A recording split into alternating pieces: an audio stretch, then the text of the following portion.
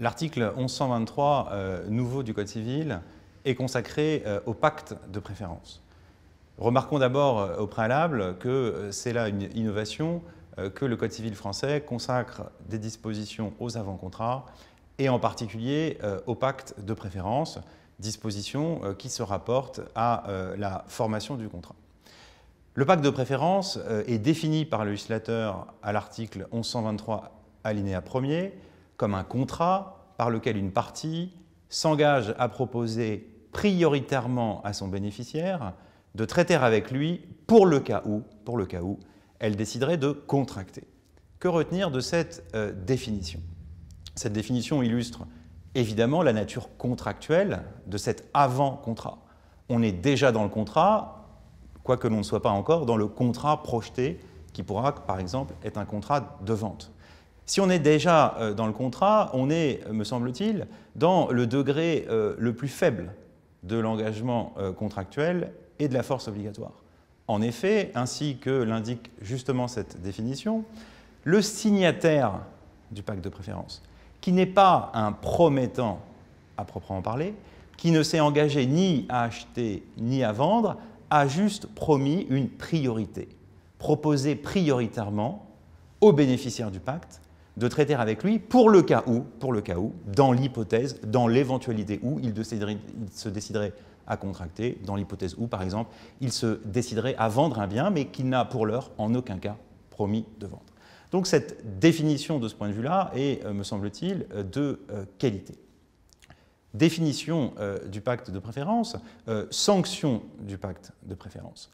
L'alinéa 2 consacre des dispositions à la sanction du pacte de préférence. Deux hypothèses sont à envisager. Soit le pacte de préférence est violé parce que le signataire du pacte vend à un tiers de bonne foi, soit le pacte de préférence est violé parce que le signataire du pacte vend à un tiers de mauvaise foi. Si le signataire du pacte contracte en dépit de celui-ci avec un tiers de bonne foi, le bénéficiaire pourra obtenir la réparation du préjudice subi, c'est la sanction classique de l'allocation de dommages-intérêts contractuels. Mais supposons maintenant que le signataire du pacte, passablement indélicat, contracte avec un tiers de mauvaise foi, lui-même indélicat, défini comme celui qui a connaissance de l'existence du pacte, d'une part, et d'autre part, qui a connaissance de l'intention du bénéficiaire du pacte de s'en prévaloir. Dans ce cas, on le voit, l'article 1123 alinéa 2 reprend la définition de la mauvaise foi que la Cour de cassation avait déjà donnée en 1982, deux éléments donc, connaissance de l'existence du pacte et intention, connaissance de l'intention du bénéficiaire de s'en prévaloir, aspect éminemment subjectif et difficile à prouver.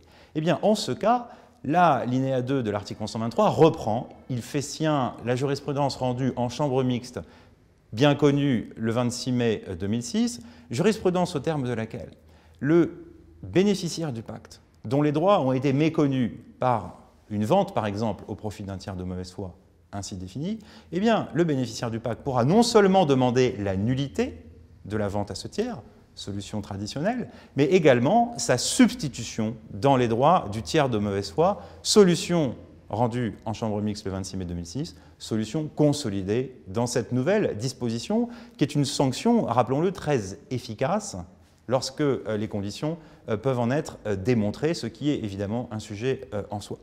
Alors, définition du pacte, sanction du pacte, maintenant prévention du pacte. Le dernier alinéa de l'article 1123 est tout à fait remarquable en ce qu'il pose une des trois actions interrogatoires de l'ordonnance du 10 février 2016.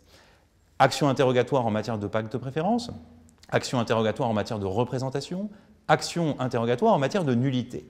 Ces trois actions interrogatoires, dont celle de l'alinéa 3, ont en commun d'être d'application immédiate au contrat même conclu antérieurement à l'entrée en vigueur de l'ordonnance. C'est dire leur importance. Cette action interrogatoire a un objectif de prévention. Elle doit permettre aux tiers qui suspectent l'existence d'un pacte de préférence d'écrire au bénéficiaire putatif du pacte de préférence pour lui le sommer de se prononcer, pour l'interpeller, pour l'interroger.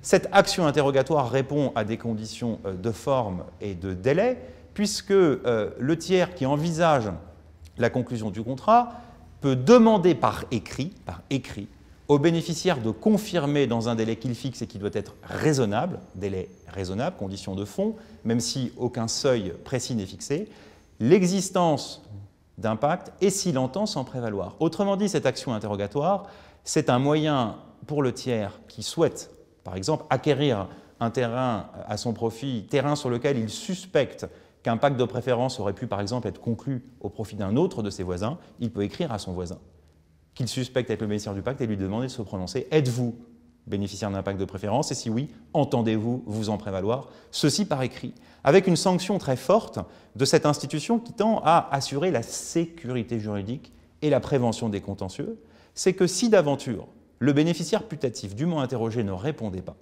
en ce cas, eh bien, le bénéficiaire, ce bénéficiaire, perdrait, nous dit le texte, la faculté de solliciter sa substitution au contrat ou de solliciter la nullité de la vente au profit du tiers.